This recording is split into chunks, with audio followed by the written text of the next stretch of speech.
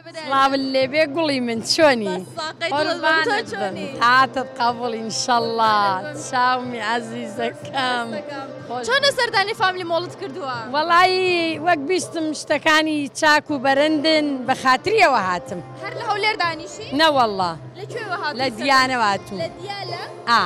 یاخوا بەخێر بێی سەر هەردوو چاوەکانم زۆر سپاس بە ساقەم زۆر سپاس مەمنون خەزان لە من چاوەکەمی قوربان سپاس مەمنون دایخە ناو چییە؟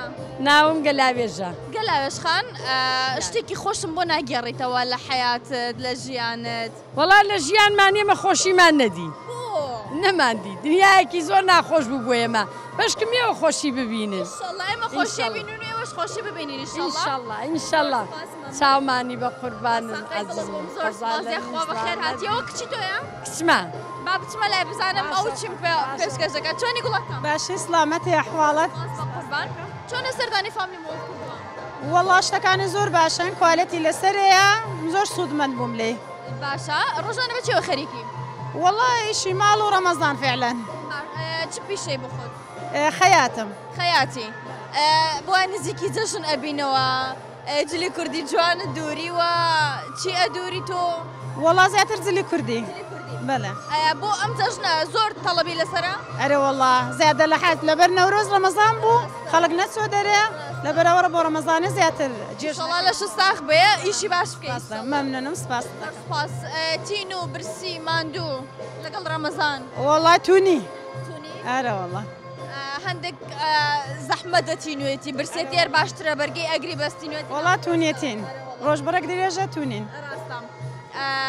تۆ شتێکی خۆشم بۆ ناگێڕێتەوە شتێکی خۆشم پێشکەش ناکەی وەڵی من خەڵکی ڕۆژهەڵاتم هاتنم بۆ کوردستان عێراق خۆش بوو ئەوت لا خۆشە؟ ئەوم لا خۆشە لێرەدا ئەنیشن یا هەر لەوێن؟ نانا لێرەدا دەنیشن ماڵمان لێرەیە بەڵێ زۆر باشە دایەکجان وەرە لای منەوە بە قوربان عەزیزی دڵم بە ساقە بم تۆ چ شتێکی چ سیفەتێکی دایکت زۆر زۆر بەدڵە؟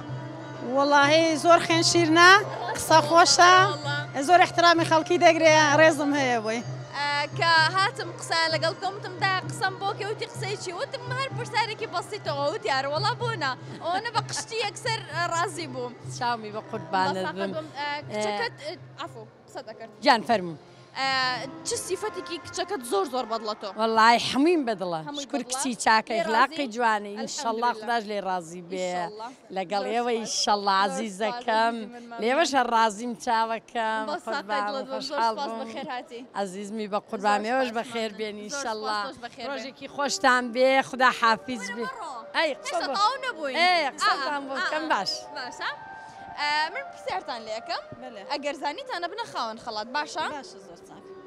پرسیارەکەی من ئەڵێت ئاسان بێت چ بوارەکە زۆر باشی؟ بواری خەیاتی لە بواری خەیاتی ئەخەم پرسیارەکان خەیاتی نییە بەس پرسیارێکی گشتی لێ ئەەکەم باشە؟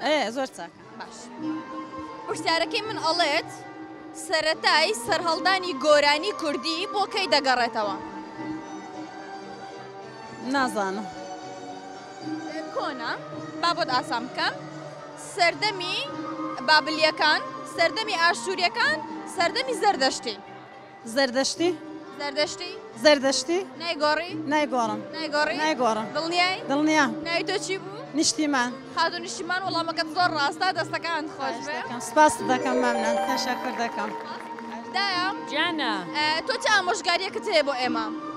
وەڵا هەموو خۆشی شادیەکم دەوێ بۆ ئێوە تەمەەن درێژی نیازەکانتان ئینشەڵڵا سەر بەخۆی خۆمان ئینشەڵڵا دەستەکانتان خۆش چاومانی عەزیز قوربانت بەگەر هاوکاران خەڵاتەکەم پێ بدەن زۆر سپاس خاتون گیان لەلایەن ئەپی لە زووەوە دەتوانی خواردن داوا بکەی بە بڕی 15,000 دینار و بە خێراترین کات ئەگاتە بەردەستت بە بڕی 15,000 دینار تۆپاری کاشت هەیە دەتوانی بای 15,000 دینار خواردن لەوێ داوا بکەی باشە دەستەکانت خۆش بە زۆر زۆر دایەجان زۆر سپاس ئەوش بۆ تۆیە لەلایەن هۆم ئیستانبولەوە بە بڕی 25,000 دینار تۆ دەتوانی بچی بازاڕی بکەی لە ناو فامیلی مۆڵ هەرچیت پێ خۆش بوو هەڵی بگرە بای 25,000 باشە بە قوربام دەستان خۆش بێ تەشەکورتان لێ دەکەم ئینشەڵا موفەق بن چاوت ماجەکەم کاری ئەمرێکتان بێ عەزیزەکەم ئینشەڵا شەوێکی خۆشتان بێ کاری ئەمرێکتان بێ خواحافیز بێ